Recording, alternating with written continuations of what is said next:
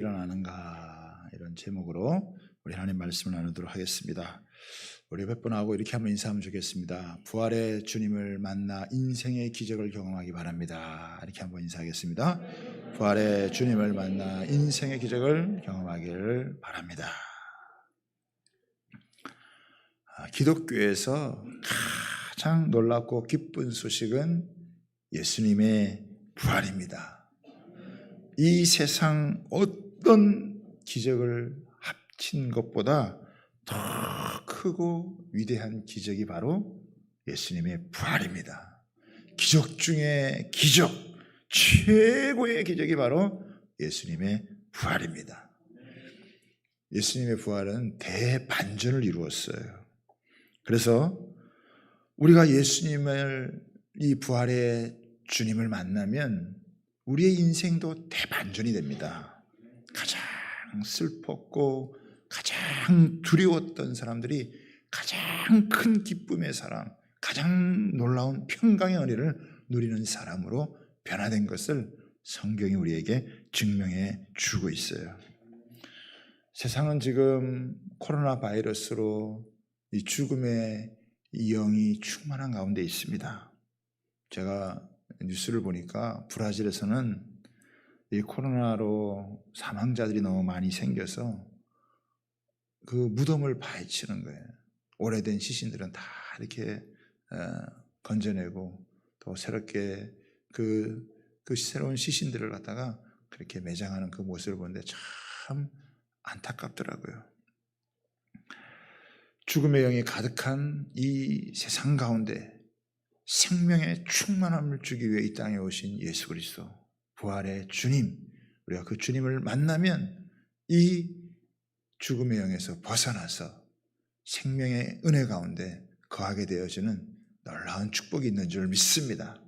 여기 계신 한 분도 빠짐없이 이런 은혜를 충만하게 누리는 복된 우리 부활 주일 되기를 바랍니다. 오늘 저는 본문을 통해서 예수님의 부활을 믿으면 우리의 인생에 어떤 변화가 일어나느냐, 어떤 일이 일어나느냐라고 하는 것을 여러분 살펴보도록 하겠습니다. 예수님께서 공생의 기간 동안에 참 사랑했던 가족이 나사로의 가정이었죠. 나사로와 또 마르다와 마리아가 있는 가정, 아마 부모님이 안 계셨던 것 같아요. 그래서 주님께서 특별히 이 가정을 사랑했습니다. 그런데 그만 이 나사로가 병이 들어서 죽게 되었어요. 예수님이 좀 오시기를 바랬지만 장례가 다 치러진 다음에 예수님께서 오신 것입니다. 예수님이 또 오셔서 그 집으로 바로 들어오신 것이 아니라 마리아의 집, 마르다의 집 근처에 계시면서 오히려 마르다와 마리아를 이렇게 나오게 했어요. 나와서 이제 대화를 하는 거예요. 그 중에 마르다가 좀 서운한 듯이 좀 한편으로는 좀 안타까운 마음을 갖고 이야기를 하는 거예요.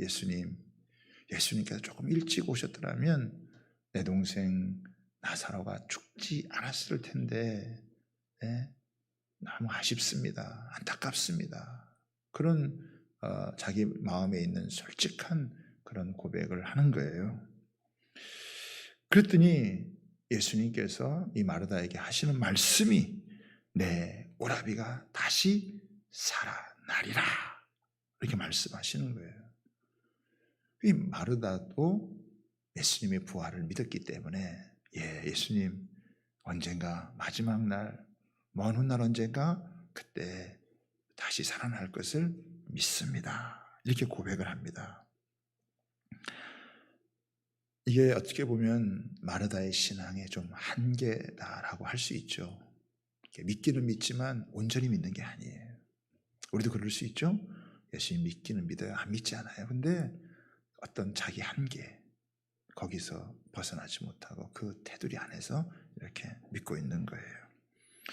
예수님은 먼 미래가 아니라, 나중에 언젠가가 아니라 지금 다시 살아난다라고 선포하셨고, 말씀대로 나사로의 무덤 앞에 가서 큰 소리로 나사로야 나오라 그러니까 나사로가 이 붕대를 맨 채로 이렇게 걸어 나오는 그런 놀라운 역사가 일어났어요. 주님께서 풀어놓아서 다니게 해라 라고 하는 이 일이 지금 벌어진 것입니다.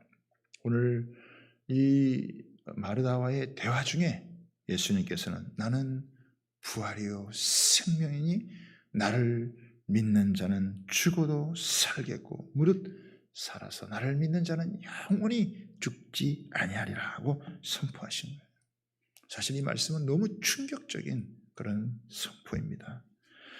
죽을 수밖에 없는 인간, 그런데 또 죽어있는 그 인간, 그 사람을 주님께서 살리시고 또 살아나게 하시는 그런 이 선언은 너무나 놀라운 선언이 아닐 수 없습니다. 이것은 단순히 마르다에게만 하는 게 아니에요.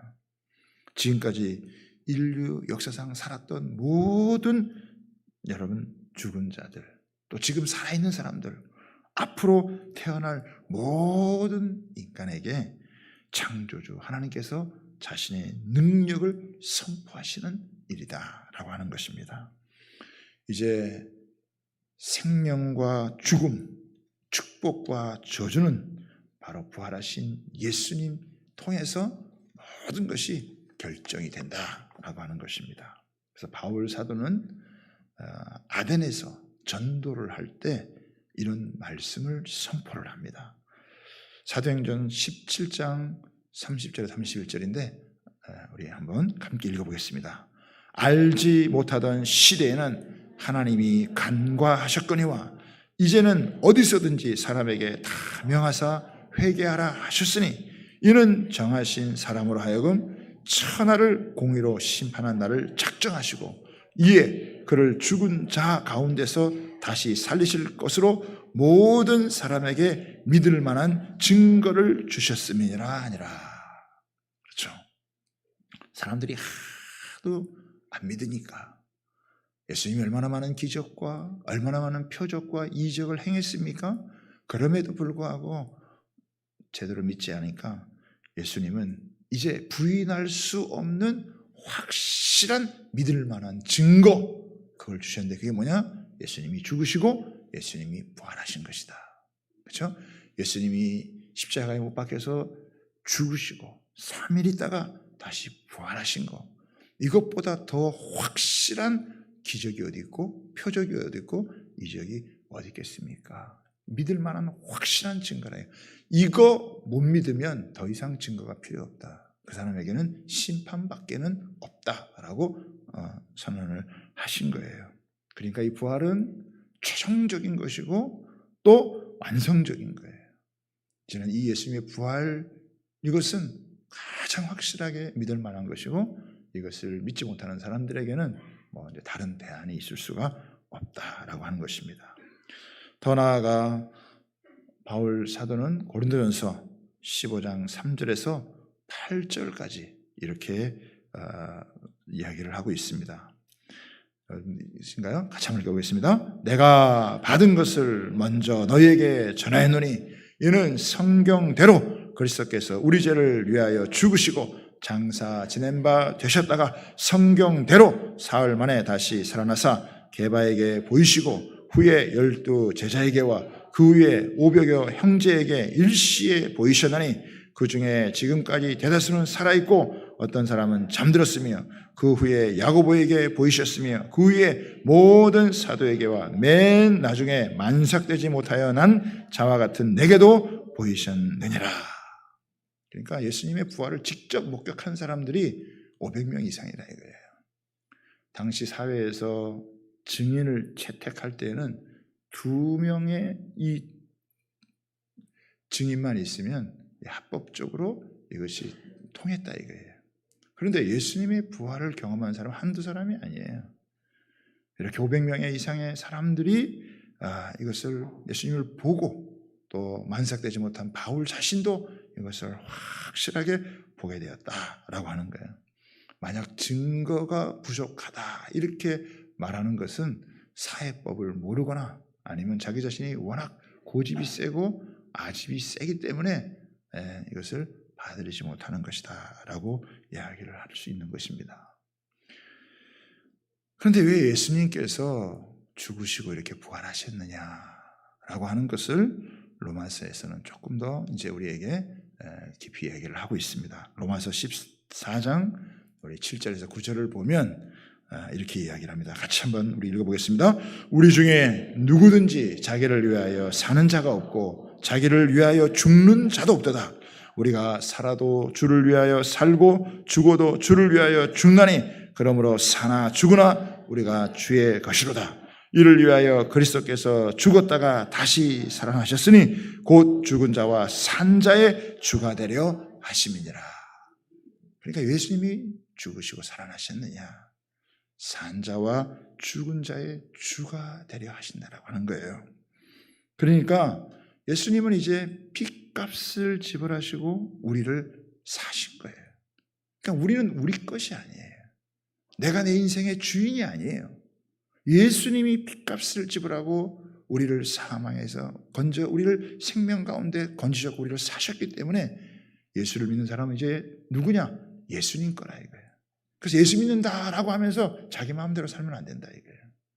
예수 믿는다라고 말하면서 자기 생각과 자기 뜻대로 살면 그 사람 믿는 사람 아니다 이거예요. 예수를 믿는다라고 하는 것은 이제는 내가 값으로 산 바가 되었으니 이제는 주님 뜻대로 주님 원하는 대로 살아가야 된다라고 하는 것을 우리에게 말해주고 여러분 있습니다. 이제 예수님께서 죽으시고 부활해서 값으로 산 것이 되었기 때문에 우리에게 가장 큰 죄가 뭐냐? 무엇가 가장 큰 죄냐? 죽으시고 부활하신 이 생명의 주님을 믿지 않는 죄가 가장 큰 죄예요. 이 세상에 어떠한 죄도 다 용서받을 수 있지만 예수님을 믿지 않는 죄는 그것은 용서받을 수가 없다라고 하는 거예요. 심지어 살인죄도 용서를 받을 수 있어요. 성경에는 수많은 죄를 용서받은 것에 대해서 말씀을 하고 있어요. 그러나 예수님을 믿지 않는 죄, 그 죄는 사실은 용서받을 수가 없는 거예요. 그래서 요한복음 16장 9절에 보면 죄에 대하여 함은 그들이 나를 믿지 아니하며, 예수님을 믿지 않는 것 자체가 가장 큰 여러분 죄예요.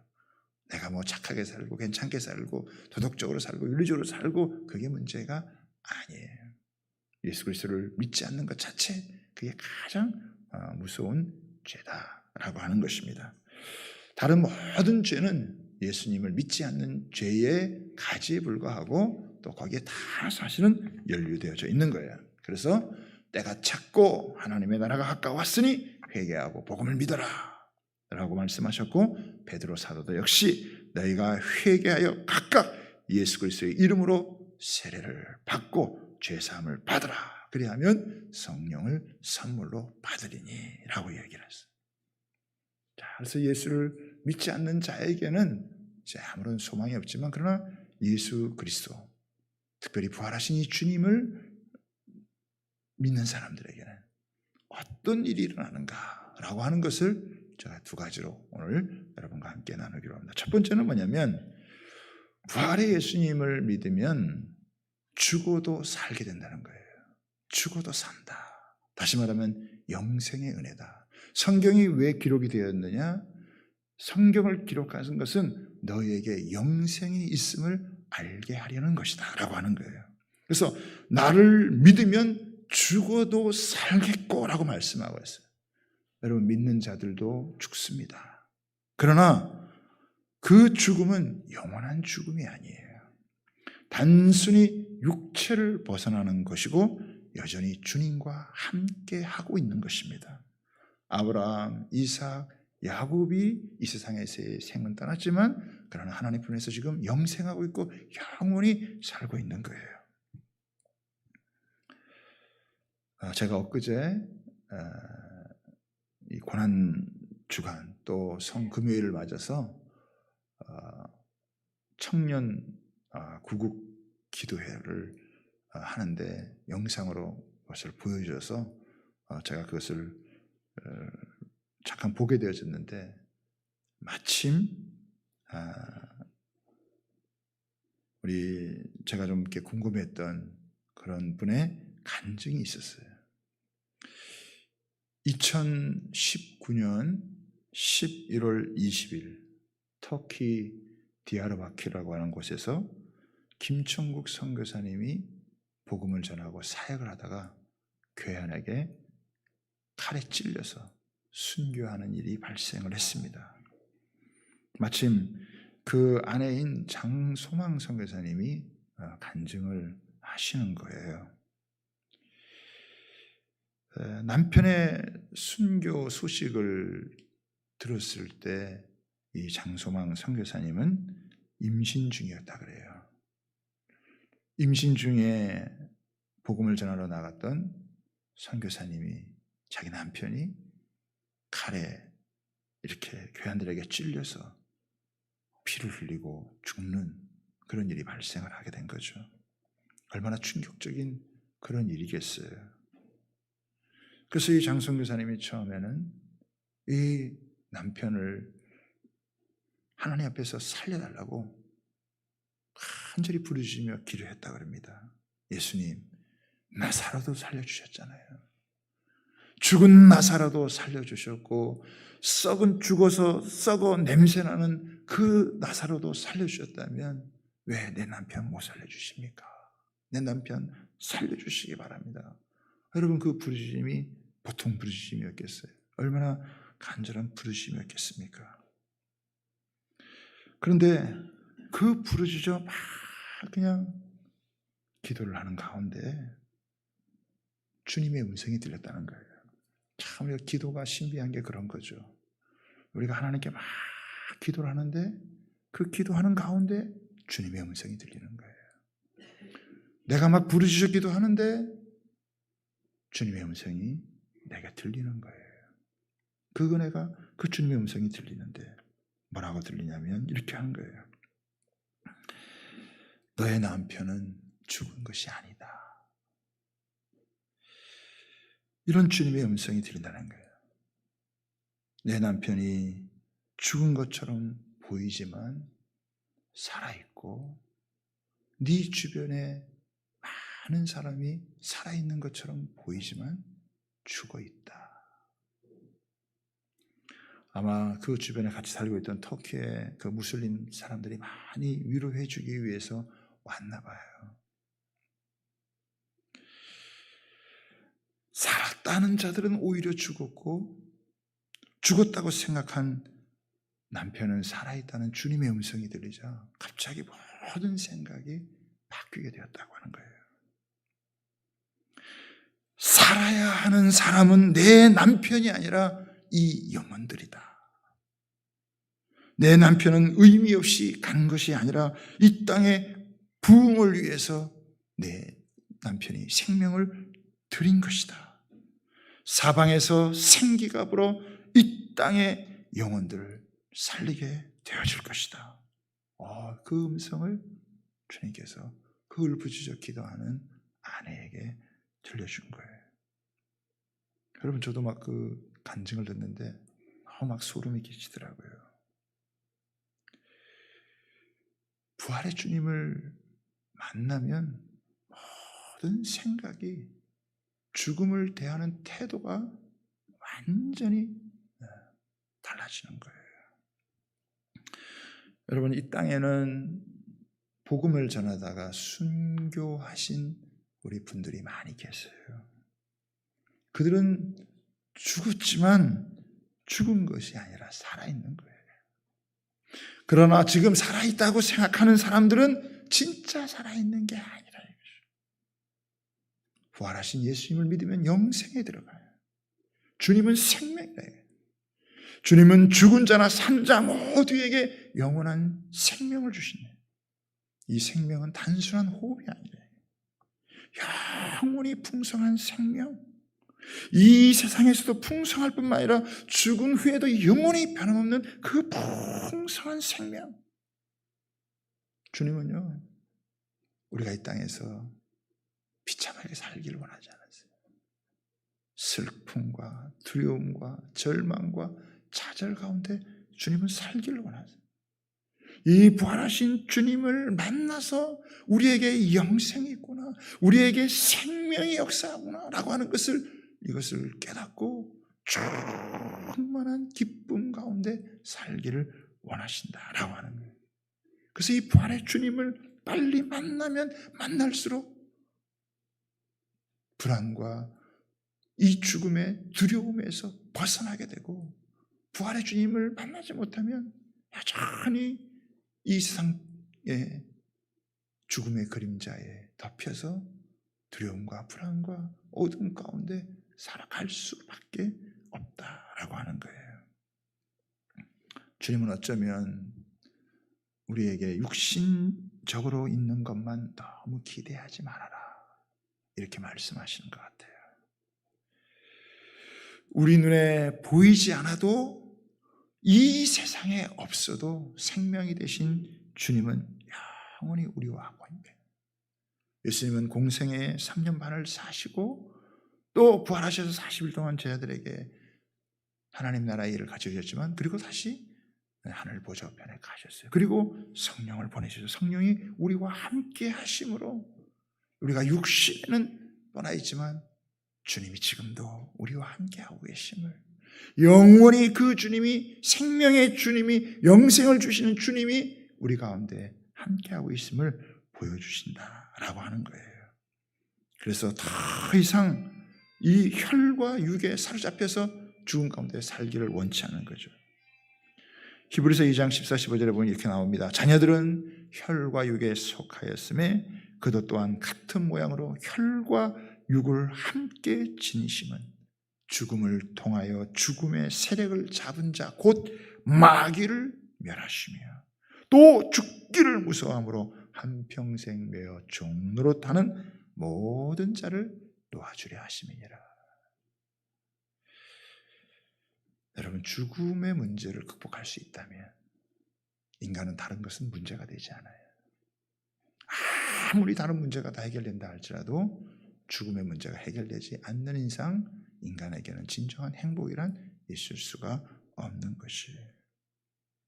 그래서 죽었으나 우리는 살아있고 영생의 은혜를 지금 육체로 살았을 때나 죽었을 때나 언제나 우리는 얻게 되어진다.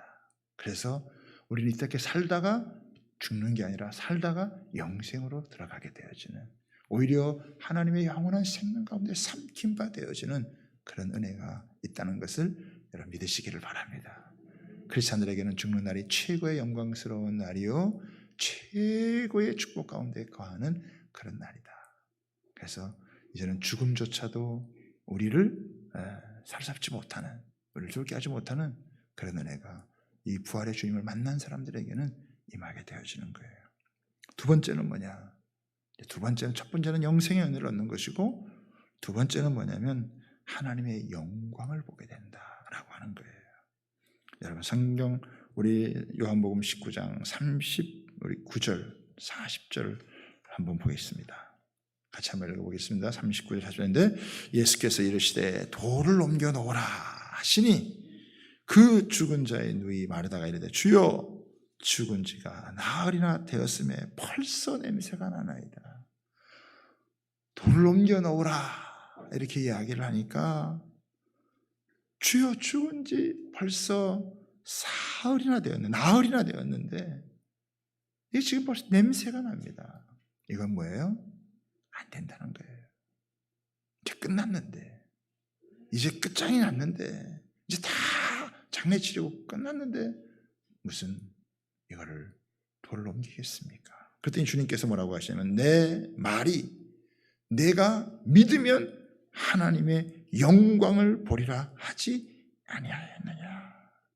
여러분, 하나님의 영광을 본다는 게 뭘까요?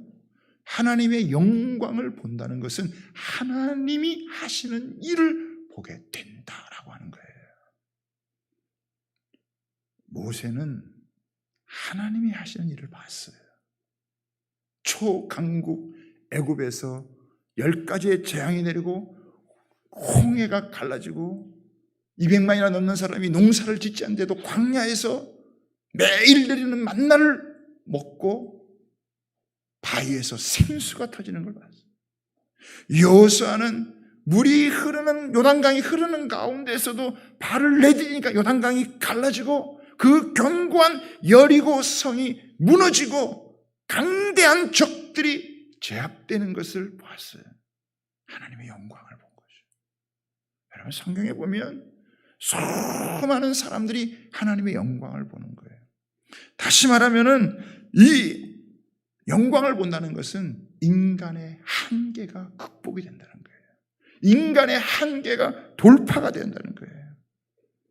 사람은요, 자기 한계를 넘기가 참 어려워요. 뭔가 이렇게 조금 걸린 돌이 있으면, 뭔가 이렇게 좀 장애가 있으면, 나는 이만큼 최선을 다했는데, 나는 이만큼 열심히 했는데, 여기서 막히고, 여기서 뭔가 안 되고, 해보려고 애를 썼는데, 거기서 안 되면 주저앉고 좌절하고, 그래서 한계 다. 그러나 한계에 갇힐 때마다 뭐예요? 하나님의 영광이 난다. 하나님의 영광을 보는 것은 그 인간의 한계가 극복이 되는 거고, 인간의 한계가 돌파가 되어지는 거예요. 성경은 무수히 여러분, 이야기를 하고 있는 거예요.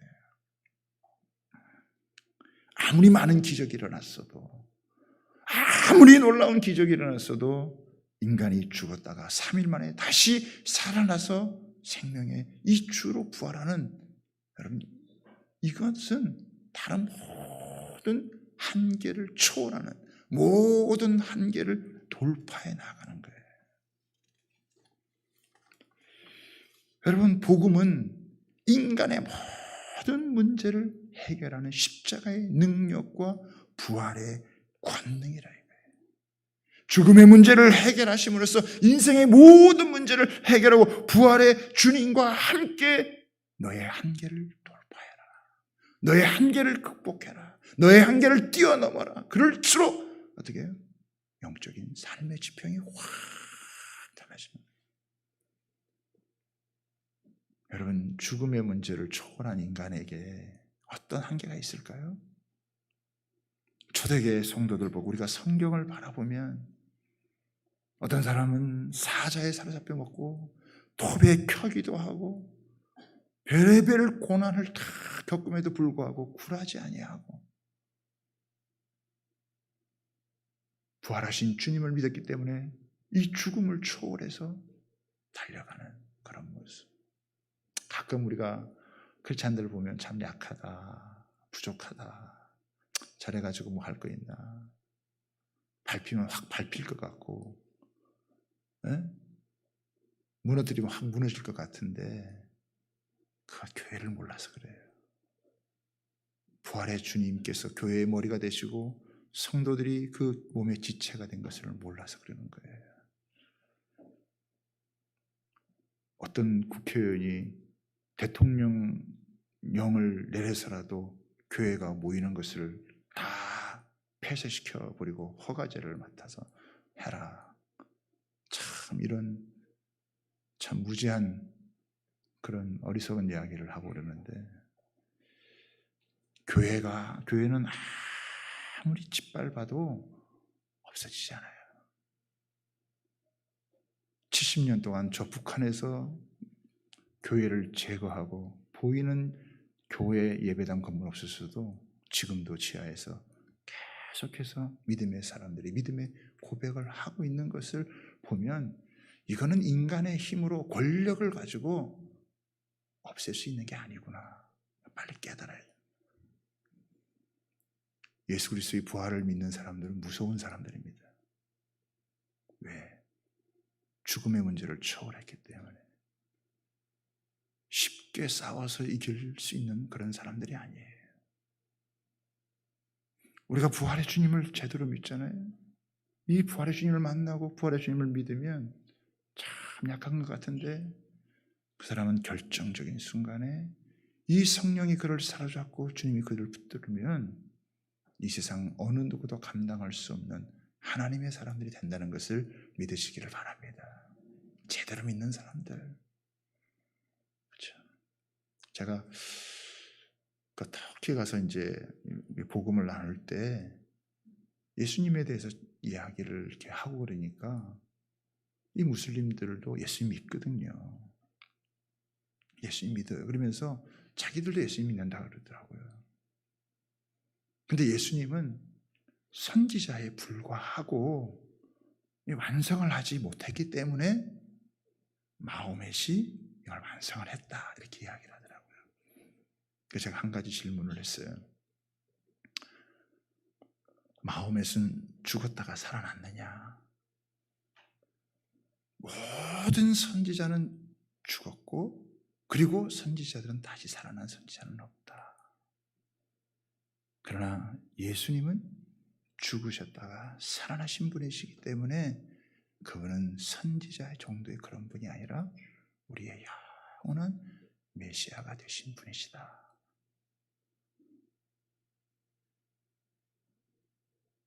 예수님이 다시 오시지 않으니까 얼마나 많은 이단들이 판을 칩니까? 내가 예수요, 내가 구원자요, 내가 백마탄자요, 내가 이긴 자요. 그런 거짓을 하는 자들이 얼마나 많은지 몰라요.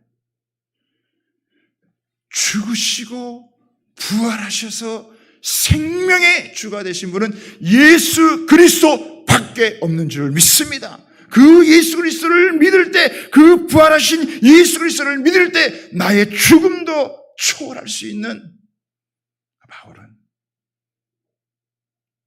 나는 죽는 게 더 좋다. 그러나 내가 살아있는 것은 내게 사명이 있고 이 복음을 전하기 위해서다. 예수 그리스도는 너무 놀라운 분이시고 위대한 분이시고 감히 어느 누가 그 예수님하고 견줄 수가 있겠습니까? 어느 누가 예수님하고 비교가 될 수 있겠어요?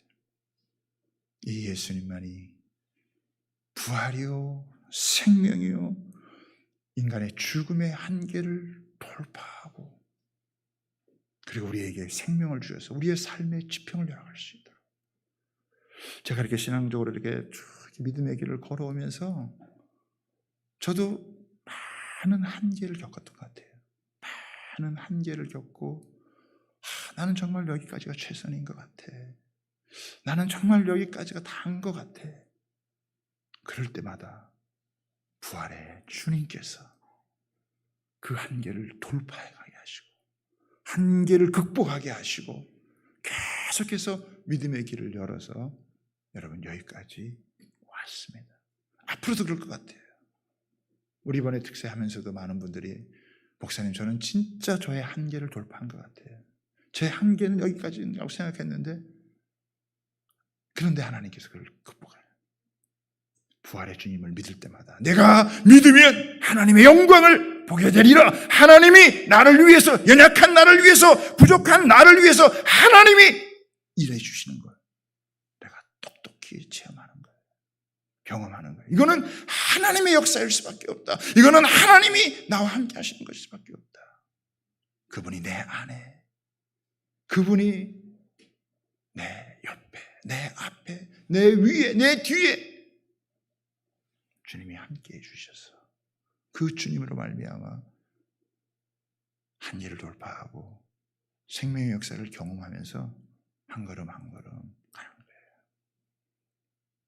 그래서 바울 사도도 나는 이 부활의 영광에, 이 부활의 능력에, 부활의 권능에 사로잡히기 위해서 나는 죽노라. 죽음을 두려워하지 않고 고난을 두려워하지 않고 한 걸음 한 걸음 내디뎠을 때 거기에서 사람으로는 할 수 없는 하나님의 이 영광이 하나님의 돌파하시는 역사가 있다는 거예요. 우리가 사는 세상이 더 어려워질지도 몰라요. 더 힘들어질지 몰라요. 저는 그럴 때마다 하나님의 영광이 더 놀랍게 나타나서 인간의 한계를 극복하게 하는, 인간의 한계를 넘어서는 하나님의 이 초자연적인 역사가 우리 가운데 있기 때문에 우리는 반드시 영생의 은혜를 누리며 그 은혜 가운데 살 수 있다. 저는 확신합니다.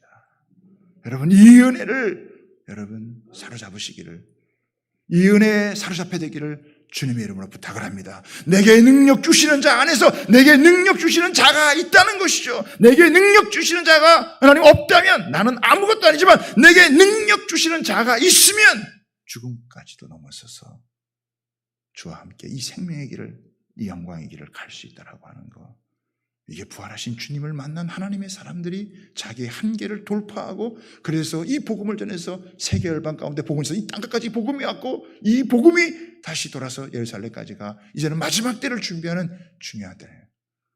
거센 여러분 사단과 어둠의 역사들이 강력하게 역사할게. 그러나 그럴 때마다 더 강력한 하나님의 영광이 나타나면 여러분 최종적인 승리가 우리에게 있는 줄 믿으시기 바랍니다. 주님은 승리하신 분이에요. 그 승리를 믿는 주의 백성들, 부활의 주님을 믿는 자들에게 이 승리를 주셔서 자기의 약함을 발견하면 발견할수록 약한 나로 강하게 하시고, 가난한 나를 부욕해 하시고, 오히려 내가 약할 때 강함이다라고 하는 것을 하나님이 알게 하셔서 부활의 주님과 함께 걸어가는 이 믿음의 길이 얼마나 영광스럽고 축복된 것이고, 이것이야말로 우리에게는 가장 소중한 것이고, 이걸 놓치고 살아간다는 건 너무나 큰 불행이고, 이것을 왜곡하는 이단들은 가장 저주받을 자들이고, 이 진리의 말씀 위에 굳건하게 서면 가장 영광된 은혜를 누리게 되는 줄